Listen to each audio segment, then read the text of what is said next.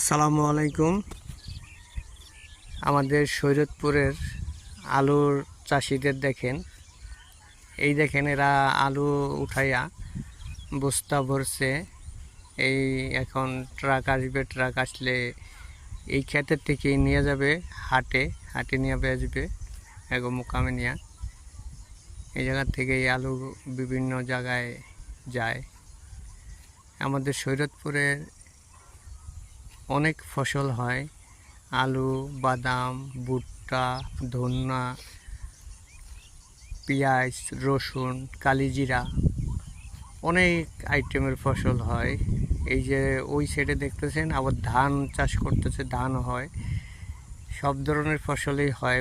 12 মাস ফসল হয়, কোনো খিল থাকে না ক্ষেত, 12 মাসেই ফসল আবাদ করে।